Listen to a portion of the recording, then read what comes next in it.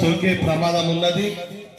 ఎందుకంటే వర్షాకాలం ఇది ఈగల కాలం, దోమల కాలం కనుక ఈ ఈగల కాలం, దోమల కాలంలో ఎక్కువగా మనకు వాంతులు, విరోచనాలు, జ్వరాలు, విష జ్వరాలు, టైఫాయిడ్ లాంటి జ్వరాలు వచ్చే ప్రమాదం ఉంటది కనుక మరి దీనికి గల కారణం ఏంటంటే మన అందరం కూడా మన ఇంటి పరిసరాలన్నింటినీ పరిశుభ్రంగా ఉంచుకోకపోవడం వల్లనే ఇలాంటి ప్రమాదం ఉంటది కనుక గ్రామ పెద్దలు, ప్రజలు అందరికీ తెలియజేయడం ఏమనగా అందరూ కూడా మన యొక్క ఇంటి పరిసరాలన్నింటినీ పరిశుభ్రంగా ఉంచుకోవాలని సందర్భంగా మిమ్మల్ని కోరుతున్నాం.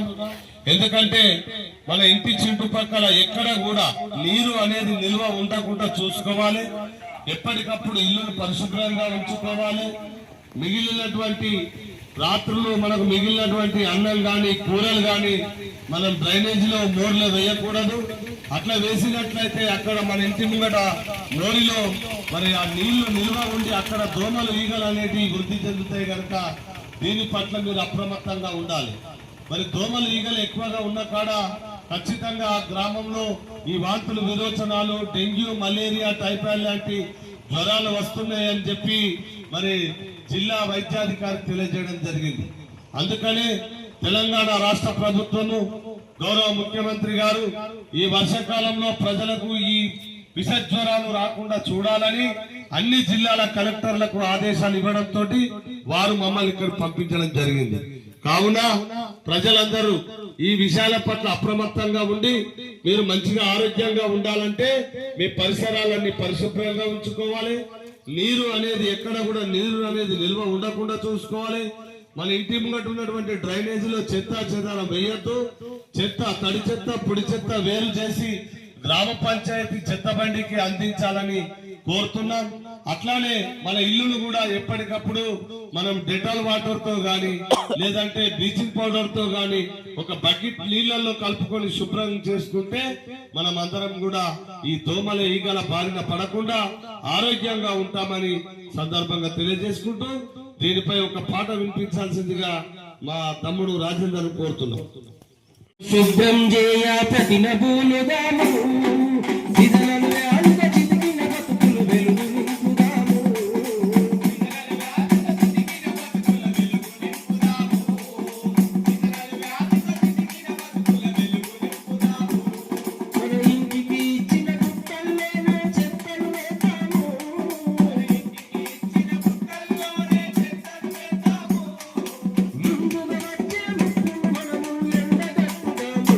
మనము ఎండగట్టుదాము.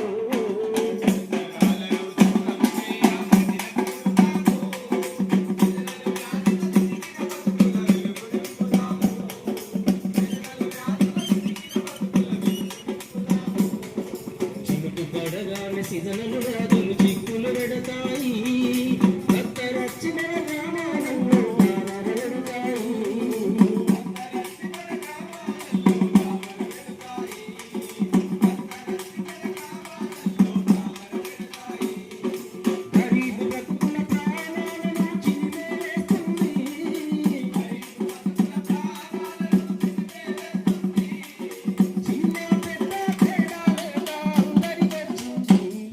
అది యాగం చేస్తుంది.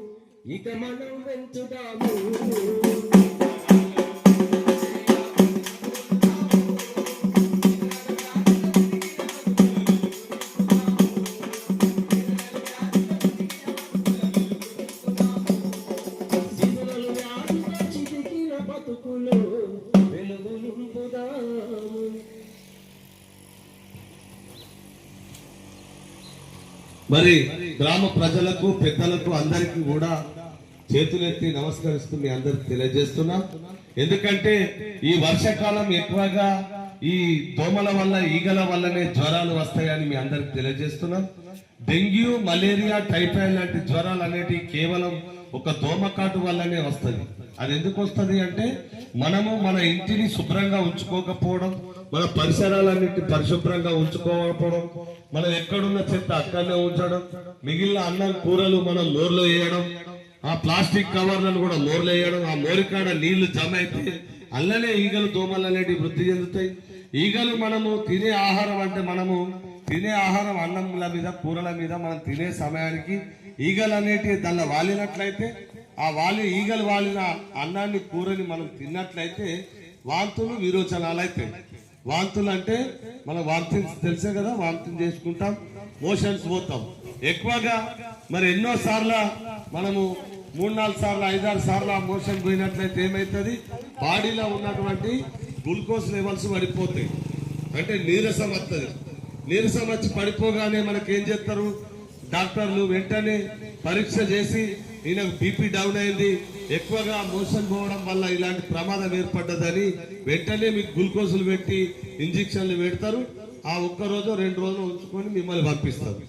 అదే డెంగ్యూ లాంటి జ్వరం వచ్చినట్లయితే మనము ఒక ప్రైవేట్ దవాఖానలకు వైద్యానికి పోతే ఈయనకు ప్లేట్లెట్స్ తగ్గినాయి, ఎర్ర కణాలు రక్త కణాలు తగ్గినాయి, తెల్ల కణాలు తగ్గినాయి అని చెప్పి ఒక 5-6 రోజులు ఉంచుకుంటే ఆ 5-6 రోజులలో మనం ఏం చేస్తారంటే ఐసీయూలో ఉంచుతారు. ఐసీయూలో ఉంచి ఆయనకు రక్త కణాలు ఇంకా పెరగలేవు, పెరిగిన తర్వాత మేము డిశ్చార్జ్ చేస్తాం అని చెప్పి 5-6 రోజులు ఉంచుకొని ఒక 50 నుంచి 60 వేల రూపాయలు మనకు ఛార్జ్ చేస్తారు, మనల్ని డిశ్చార్జ్ చేస్తారు. మనము సంవత్సర కాలం ఏడాది పొద్దు ఒక ఎకరం వ్యవసాయం చేసుకుంటే 40,000 50,000 అంతే ఎక్కువ ఎకరానికి. అట్లాంటిది ఒక జ్వరం దెబ్బకే మనకు వచ్చిన లాభం, అది అంటారు కదా లాభం అన్నట్టు అట్లాగే జరుగుతుంది. కావున పెద్దలు, గ్రామ ప్రజలు పిల్లల పట్ల అప్రమత్తంగా ఉండాలి. మరి ఈగలు దోమలు అనేటివి వృద్ధి చెందకుండా చూసుకోవాల్సిన బాధ్యత మనదే. దానికి పెద్ద ఖర్చే లేదు. ఒక డెటాల్ అనేది మెడికల్ షాప్ లో దొరుకుతుంది, సీసా ఇంత ఉంటుంది. ఒక మన మూతేడు మన దగ్గుతానికి అయినట్టు ఒక మూతేడు బకెట్ నీళ్ళలో కలిపి మనం ఇల్లు తుడుచుకోవాలి. లేదంటే తుడుచుకునే వెసులుబాటు లేని కాడ ఏం చేయాలంటే చల్లుకోవాలి. అట్లాగే మన బ్లీచింగ్ పౌడర్ ఉంటుంది, అది కూడా ఇక్కడ గ్రామ పంచాయతీలు ఉంటే ఇస్తారు. లేదంటే అది కూడా 10 రూపాయలకు 20 రూపాయలకు దొరుకుతాయి కిరాణా షాపులలో. దాన్ని కూడా బకెట్ నీళ్ళలో కలుపుకొని అది కూడా చల్లుకున్నట్లయితే అక్కడ ఈగలు దోమలు అనేవి మన పరిసరాలకు రానే రావు. అంతేకాకుండా మన ఇంటి ముంగట కానీ ఇంటి చుట్టుపక్కల కానీ నీరు అనేది నిల్వ ఉండదు. అంటే వర్షం పడ్డ నీరు అక్కడ ఉండకూడదు, అది కూడా ఎప్పటికప్పుడు పొడిగానే ఉండాలి. అట్లుంటే మనకు ఈగలు దోమలు అనేటివి రావు, మనకు విసర్జ్వరాలు రావు, వాంతులు రావు, మోషన్స్ రావు. ఈ విషయాలు మీకు తెలియజెప్పడానికి రావడం జరిగింది. కావున ఈ విషయాలన్నింటి పట్ల జాగ్రత్తగా ఉండి మీరందరూ మంచిగా ఇక్కడ ఉన్న పెద్ద మనుషులందరూ మంచిగా ఇంకా నిండా నూరేళ్లు ఆరోగ్యంగా ఉండాలి. అందరికీ అందుబాటులో ఉండి మీరంతా మీ పిల్లలను సంరక్షించుకోవాలని సందర్భంగా తెలియజేసుకుంటూ ఈ అవకాశం కల్పించిన గ్రామ పెద్దలందరికీ కూడా మరొక్కసారి నమస్కారాలు తెలియజేస్తూ ముగిస్తున్నాం. ధన్యవాదాలు. Thank you.